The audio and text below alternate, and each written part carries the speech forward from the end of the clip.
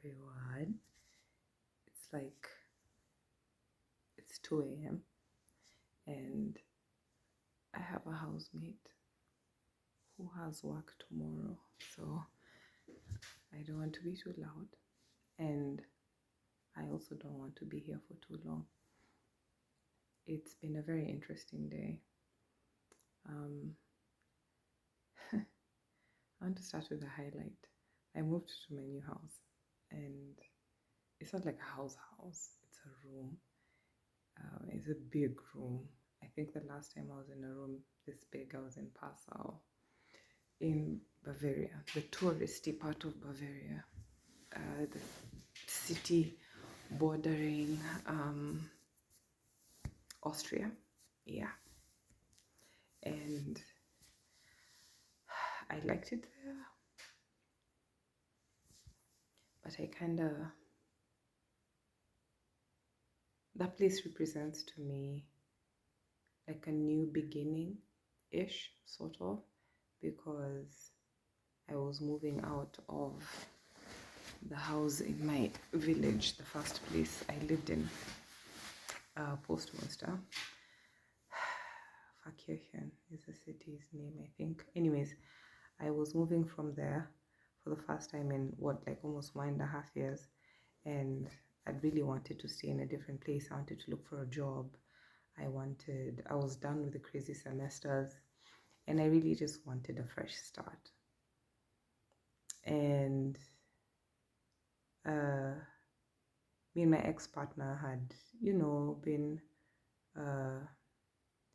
back and forth about the job thing, because I just felt like Bavaria it was not happening for me. And I don't think I remember when I finally came to Berlin, and I experienced this excitement about this new city, and it felt so much like Nairobi. And I grew up in Nairobi. I was born in Nairobi. I was raised there. And I think that familiarity just made me want to be here, in the capital. And I remember the first time I sat on a train and someone sat next to me. And then she actually said hi. And this was a white person. I was like, huh? And I looked back, I literally looked back to see whether it was me she talked to. And she smiled. I'm like, oh, sorry, I didn't know you were talking to me. Like, hi, how are you? And she said, I'm fine, good, thanks. And I was like, wait, someone said hi to me. Someone did just sit next to me on the train. They actually said hi to me. So there was this passing joke with someone I used to be friends with back in Leipzig, and he would say, oh, it's okay, you have, I think you called it black privilege, I don't remember, where when you sit on a train or a tram, no one, or bus, you'll hardly ever, let me not say no one, you'll hardly ever find someone sitting next to you.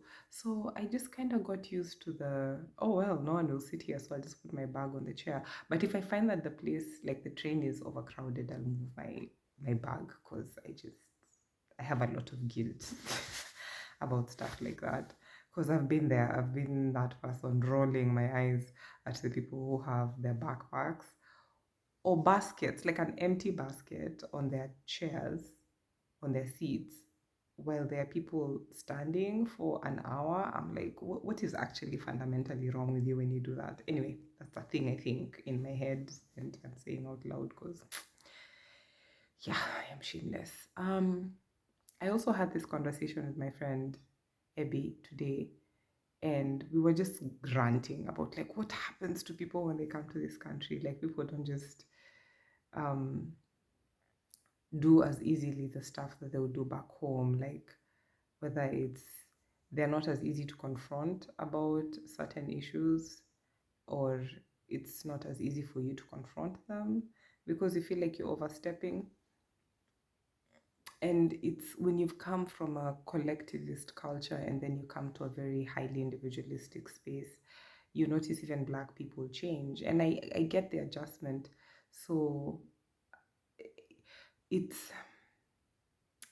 there's a lesson that's been repeating itself in my life lately, that both stories can be true. This is what I mean. So I had an argument with someone this evening, and there was a whole back and forth about they'd been very, very gracious to me and helped me out with a bunch of stuff. But then I took issue with something that has come up more than once regarding change of plans. Now, if you have ADHD, you know, or if you have autism, you know, like when things change, you become very badly disoriented. So I struggle with social anxiety as well. So that's like the cherry on the, you know, like on the cake, because it's it means it's not just difficult to leave the house. It's not just difficult to leave bed. It's difficult to get out of your clothes because the texture already feels just right. And then it's also difficult to shower cause sensory issues, and it's also difficult to psych yourself to leave the house. And one of the things I've noticed is I hate feeling like I stick out like a sore thumb. I miss the days when I lived in a country where people looked like me, a majority of them. You'd see the occasional white person, but most people were black people.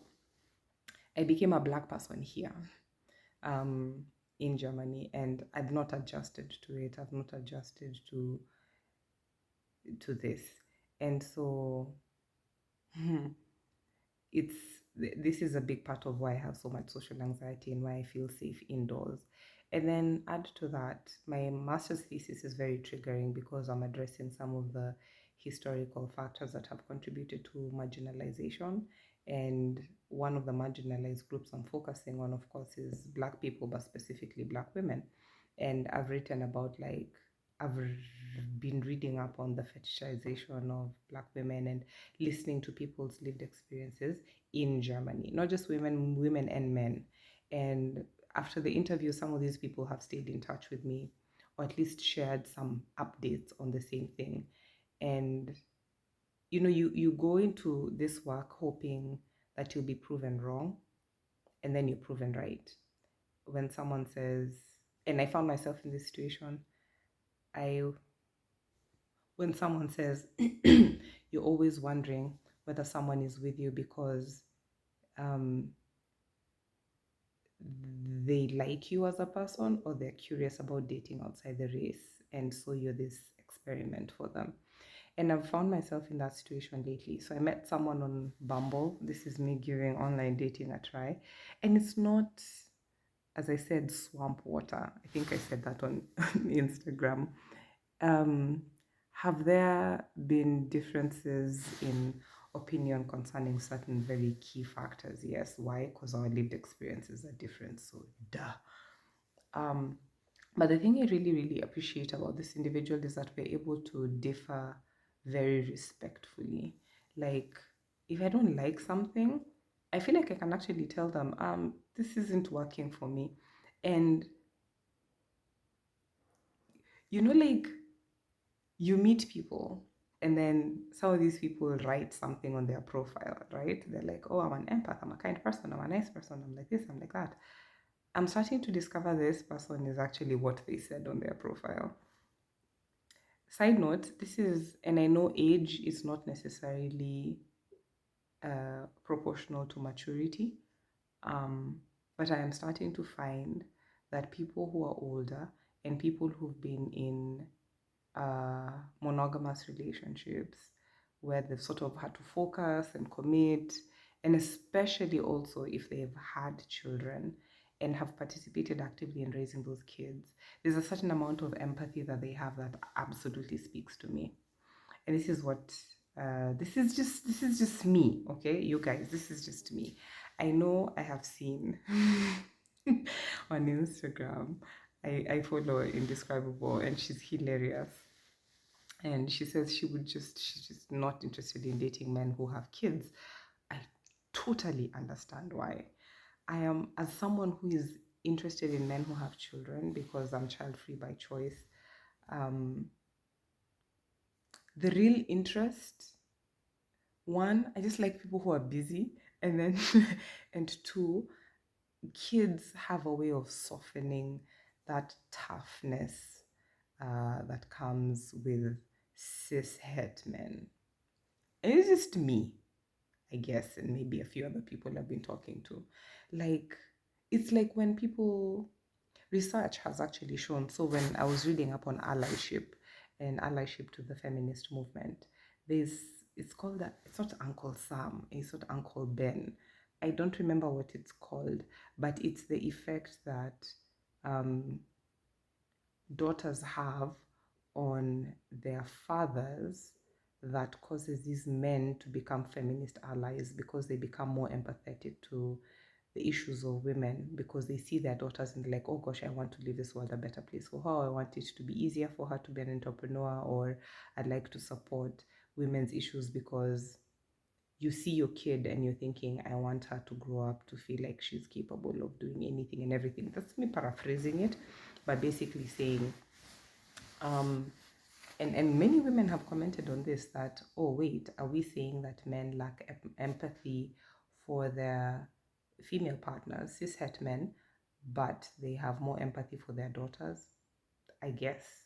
Like, that's what I'm finding in my own findings, like in my readings and a lot of the stuff I'm looking at on social media, because I'm actually looking at the social media angle of mental health, which is how it has contributed to reducing the access gap. This is what I mean. Mental health service delivery, there are certain things that get in the way, like culture. Like if, as a black person, I'm sure many of you can relate to the, we do not air our dirty linens out for everyone, you know.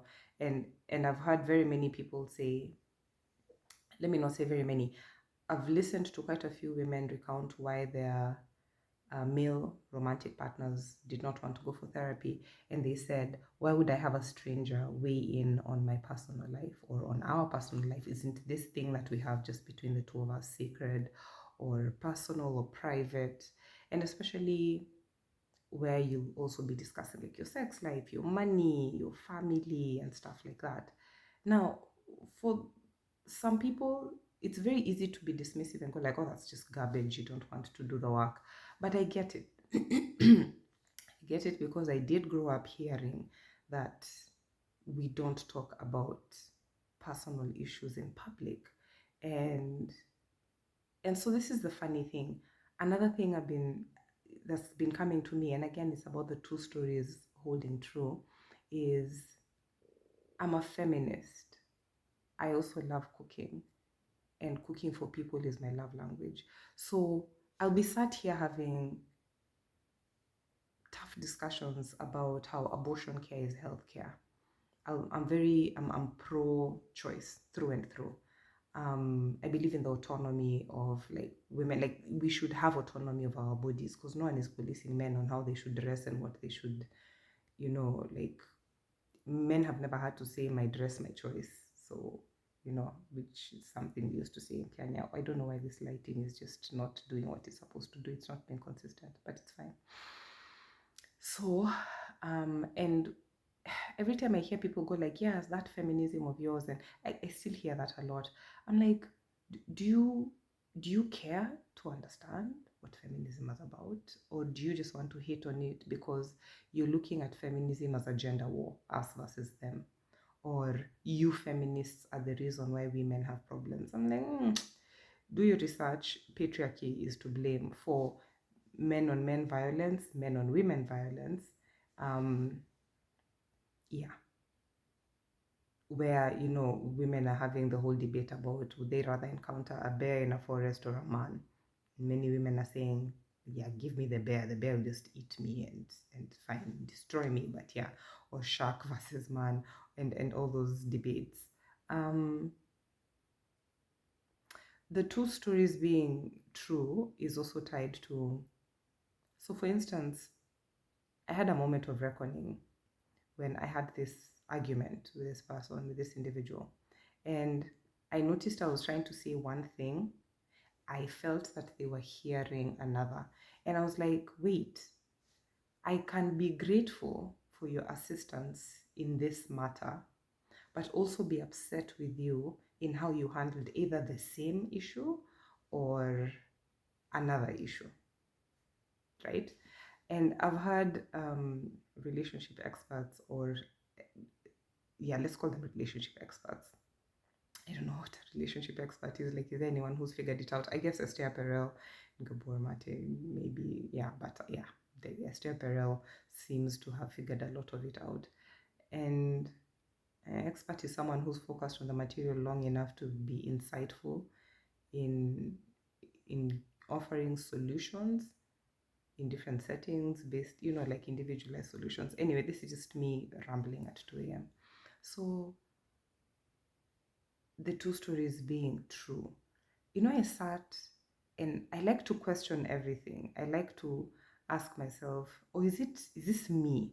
Is this me just being triggered by other things? And then I did admit at some point that, oh, wait, it's been a day. It's been one of those days. It's been a tough day. It's been a tough, I guess, 3 days. Technically, it's been a tough week, but mostly like these last 3 days have just been something else. So, for instance, this post was supposed to be this incredibly happy, oh my God, I have a space to myself. I'm paying twice the rent I used to pay elsewhere, actually more than twice the rent I used to pay elsewhere just a month ago. And yet I'm incredibly happy I have this space because it's in Berlin. I have wanted to live in Berlin for a while. And I'm not in the middle of nowhere, Berlin. I'm in a part of Berlin where I can apply for work. One. Two, and when I say work, I mean I'm looking for the most chilled out job. Like if I can get a supermarket job where I'm stacking things, or DHL, or what's the other company? Amazon, like where I am just putting things in boxes, moving them at a warehouse. Of course, like as long as I'm not risking breaking my back, I want to do that work. I really do. Like, and I know I say the cleaning jobs, they're good for my OCD. Yeah, we are headed into winter. My body is already going like, nope, we are slowing down. Second thing I've been considering is doing an Ausbildung, like it's like vocational training. I can't think of anything else, or like a diploma type thing in care work, like either at a nursing home. Definitely not looking forward to working at a hospital. No, it's just not for me. Because I mean, if my reactions to some of the reports I've been reading from clinical nutritionists, where I'm giving second opinions to clients and patients, is anything to go by, I'm like, nope, I'm not going back to that setting, because I feel like the reason why I stopped working at a hospital before, like, I barely started working at a hospital. I hadn't even graduated yet, but I did a couple of weeks, and I was like, nope, not for me. The reason why I said no thanks is because I felt like the hospital setting was not as well curated for long-term solutions. And I'm very big on sustainability. I'm one of those people who feels by the time I'm done with you, I want you to be able to think for yourself when you're at a workshop. And I've been sharing this on my status. When I'm at a workshop and these are the foods I have offered to me, I can remember the principles of what Sharon taught me, which is this is what the portions should look like. If these are the only options you have, this is what I can eat without guilt.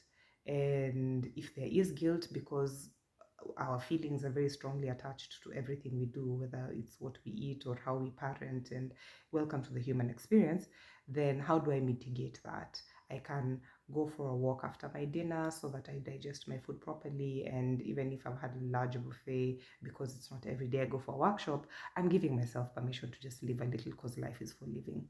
And such like things. If I don't get to go to the gym because I went on vacation, I'll make it a point to go for a 10-minute walk every day. Or I'll always go for a salad, a fruit salad or vegetable salad or whatever. Like, I love it when my clients of 3 years ago, 2 years ago, who, most of my clients become friends or just good associates and whatnot, they send me pictures and they're like, oh my goodness, your voice still lives rent free in my head, and I'm still able to remember the portions, and this is their new normal now. Two stories being true. So another thing that's really come up for me is the fact that I I am incredibly excited about this phase I'm in, because this is the first time we're headed into winter and I'm not feeling like this great dread. And I guess on the one hand, and this is not to make them sound like terrible people. This is a me problem. And I've said that quite a bit tonight, that this is a me problem. Like, oh, I ran late today because I had anxiety and my tummy was bad, and that's a me problem. So, and I'm also on iron supplements, which they usually go here or there. Like,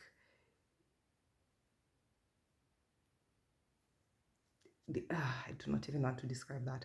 Um, So Christmas break, or just this season changing, used to be characteristic of me going to my ex-partner's place in Vienna, and I'd be surrounded by family. I really, really, really liked how close-knit they were as siblings. But it was also, I remember, as Esther Perel said, the same point at which I I I found myself being almost resentful, because I was like, so how much time is our time, like us as the two of us, vis-a-vis time with family? And then there are times when my social battery would just be drained. And not necessarily because, and this is the thing that people need to understand, it's not that you don't love spending time with your loved ones. It's just that as an only child, I'm good after an hour. Sometimes I'm actually just, I love you guys. We spent one afternoon together. That's good for me. Let's see each other next month. But also, and I'm going to say something controversial. Also, this is your family, not my family. And I don't know why we frown upon the idea of you can leave your partner with his family and then you just go home and spend like at least 1 or 2 nights on your own watching Christmas movies, and then you guys have a video call because you don't have the capacity. I get worn out by people, and it's not something that's easy to say as an African. It's not easy to say, look, I'm not coming to your event because I really just don't want, I'm peopled out, or I people out very quickly. That is, I'm an ambivert. I love people. I love, like, I am energized when I'm around people. However, I am also immensely exhausted in social gatherings. Like at the end of a hangout, like tomorrow, there's this networking thing, and I am dreading it. Like literally thinking, oh God, I'm going to be around people, is filling me with so much anxiety. I don't even know where to put it. At the same time, I know if I don't go, I'll regret it because I'll feel some FOMO. Also, I'm working on registering a company here in Germany, and I need all the tips I can get on that. And the one person who would have helped me do that is in Darmstadt, because they've registered something. So I was supposed to be with them this weekend, but then I chose to stay because I was moving. Am I grateful that I have a space?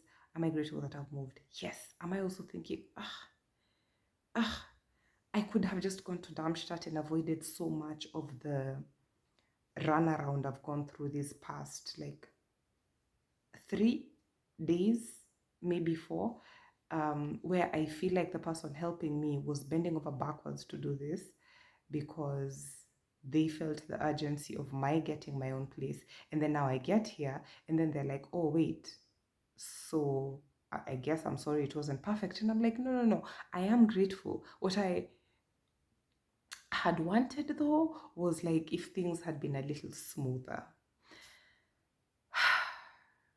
So both stories can be true. You can be incredibly grateful, but your mood can also be incredibly damp. And this, I've noticed this with brides on their wedding days. There are days when I've talked to women after their wedding, and I don't like weddings personally, and they're like, it was the best day of my life, but it was also just, I didn't enjoy it. It wasn't fun. It wasn't, I was just tired. I had to wake up really early. The makeup artist had to do their thing. I was just sat there with relatives. I wish it had been more chill. I wish I'd had a chance to take a nap in the morning. I wish I'd had a chance to take a nap in the afternoon. I wish the photo session didn't take so long. I wish the photo session had been longer than all the formalities. I wish the church service had been shorter and all those things, because like weddings, they're like a big deal. It's like a big thing. It's a thing you look forward to since childhood, you know. If that's your sort of thing. I personally had always wanted to graduate with my grandfather in the thing, in the not on the podium, but in the, I was going to say congregation, but this isn't a church, in the audience. Let's say audience. And when he died when I was 17, just my value for graduations just went through the window. So the graduation I'm looking forward to more than my master's graduation, ironically, is my PhD. Like, he had always said I'd be the doctor of the family. And since I didn't wind up making the grade for medicine, I'm like, this is the one. This is the thing we're going to clench. Oh, by the way, I am totally, for now, okay with doing this doctorate thing and then dropping it if it's not working for my mental health. I remember telling my therapist um, when I had a pregnancy scare, I told her, I'm at an age in my life where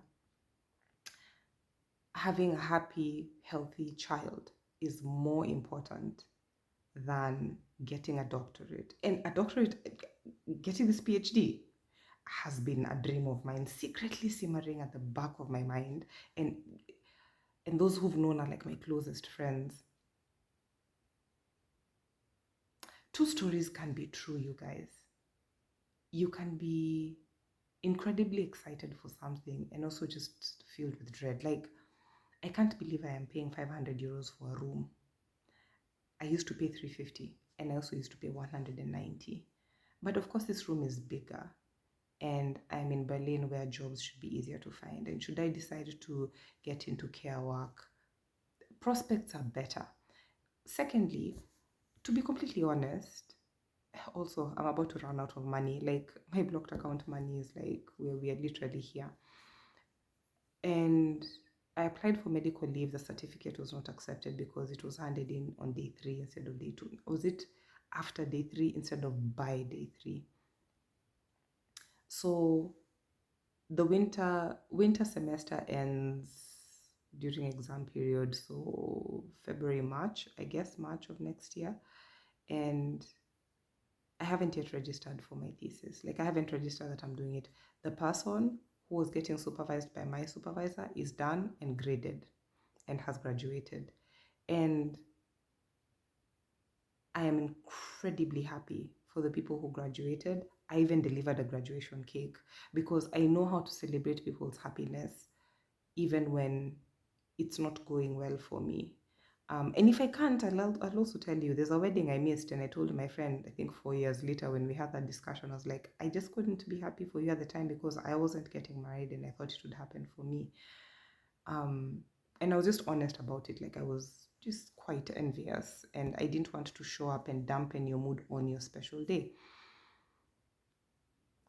I love love, by the way. I love love. I love love for people.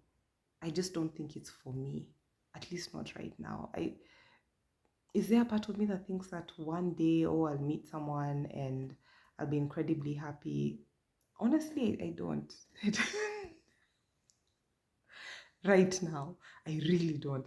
Ask me in 6 months. Right now, I really don't. Right now, I'm more excited about all this free time and the prospect of actually finally getting back on track with my thesis, because I've been on an unprecedented emotional roller coaster from June. And I guess I've been running away from my grief. I've been running away from the fact that it hurts so bad when a relationship of 11 years ends, when you are hoping and planning to tie the knot next year. My ex and I had talked about our retirement home because I wanted us to have 2. And I'd already started to set things rolling for that. And it's hard, guys. It's really, really hard when you're now picturing life without this person. And then when you step out of the dating pool, or rather being with this one person who is your friend and your lover and you're close to their family. So this literally is losing all these connections, those nieces and nephews and whatnot. And remember, I'm an only child, and these are people I genuinely enjoyed being around and whatnot. And then now getting back into the dating pool and all the second guessing of yourself, especially when now this is also your first time dating outside the race because you're in Germany. It's more white people on Bumble than black. So it's been crazy. And then now the thesis. Oh, the master's thesis has also been very triggering because I'm looking at marginalized groups and particularly women of color and natives. And then you look at the history and you read up on it, and especially because, June and Juneteenth and Black History Month and people calling Kamala Harris a DEI hire and it goes on and on. And all the black women who've been dying because they can't access abortion care because Roe Wade. It's been a tough year.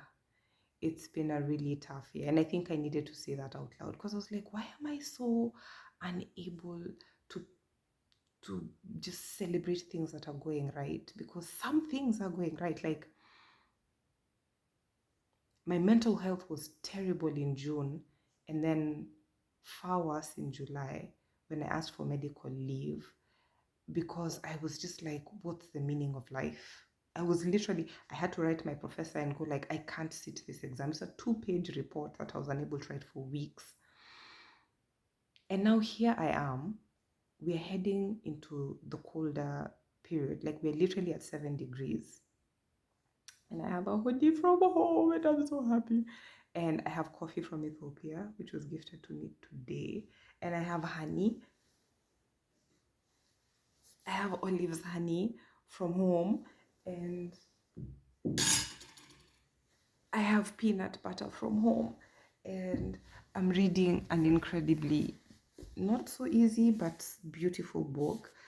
And I'm on this big bed that is super comfortable. And in this big room that I absolutely love. And things are looking up. And I don't think I now know half the reason why I do this posting, these ramblings, is to let you guys know it's okay to just not have it figured out. And it's also okay to just sit and process it and grab your journal and then use it as a cup holder or a placement, whatever. And it's okay to come to a new house and realize you things didn't go as planned and you don't have all the stuff you needed to have for a networking session, and you'll probably have to wear the same sweater you wore today tomorrow, the same clothes you wore today to the thing, because what is more important, showing up? Maybe, yes, showing up. Showing up in the same clothes you wore today, yes, or yesterday, but showing up. And Chimamanda said it, and she was right. You get to a certain age in your 30s. I think she meant 30. She said 35, but I'm 36, so we are still within the range.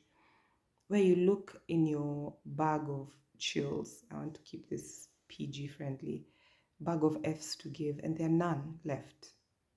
And does that mean that things won't bother you? No, you will be affected by things because welcome to the human experience. Things will affect you and should affect you. But then you'll also learn how to advocate for yourself. You'll also learn to tell someone, hey, look, I am so grateful for you and I'm so grateful for the ways in which you're showing up for me. But could you also like maybe not do thing X? Or could we approach thing J differently? Or could we kind of work on thing X, and I like that. I like that sense of, I was called out today. I was told, I think you also need to consider accountability. And I saw that word and it caused me to pause and go like, Am I actually refusing to be held accountable for the part I played? Am I also just focusing on what's gone wrong because I've been triggered by other things which I didn't talk about, and then I'm kitchen sinking, which is throwing all the, but even last week and last month and the other day and last year you did the thing, which happens when you're in a situation where you struggle to confront issues with a person, or they're not a safe space to confront or to have open, honest dialogue and accountability. But yeah, I was also called out and I was like, let me think about this and see how much of this is really on me. This is good, you guys. This is a good space to be in. So let me say it again because now it's really sinking. I have a place in Berlin. I am so excited. I am so excited because this is a clean slate. This is a fresh start. I want to look for a job. It's a normal student job. I want to go to work. I want to come back and to work on my thesis and to cook dinner and to listen to music and to do yoga. I have my yoga mat here. Let me show you. Yeah. And I want to sip my tea because I also have Kericho Gold tea from home. And there's a TV. Maybe I'll watch TV. I have my laptop. I have We Are Lady Parts, which is a series that just is very empowering alongside hacks, just for any woman to watch, but especially a woman of color and especially a Muslim woman. Life is beautiful. My last therapy assignment was to, and this is just me using Samoina's phrase, look for pockets of joy. And I'm due for a session on Saturday. I should tell Ruby I'm not able to make it because I have a networking thing.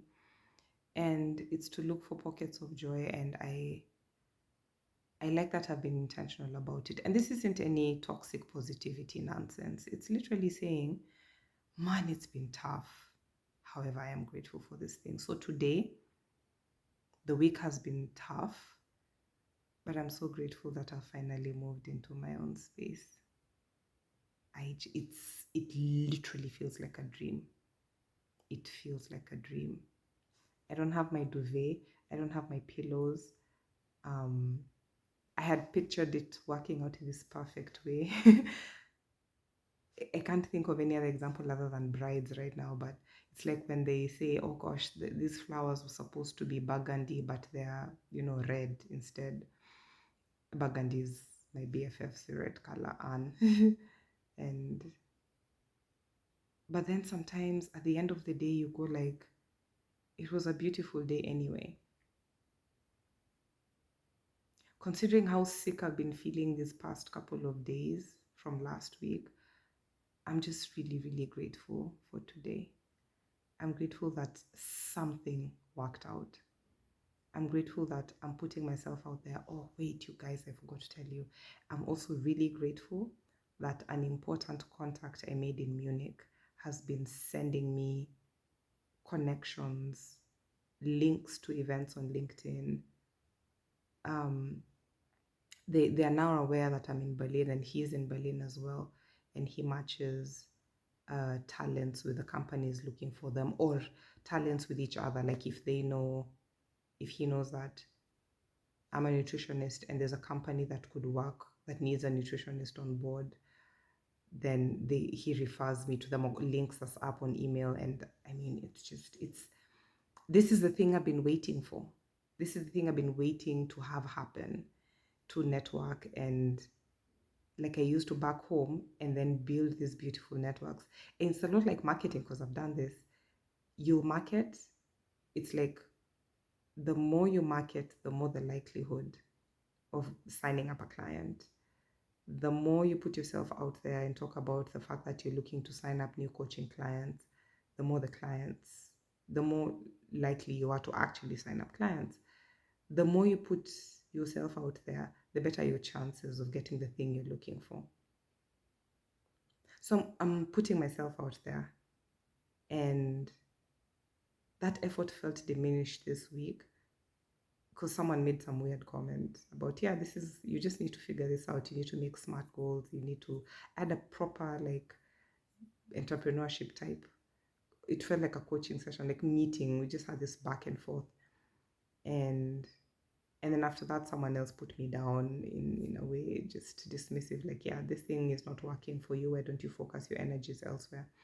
And as an entrepreneur, I know that voice. I know that voice.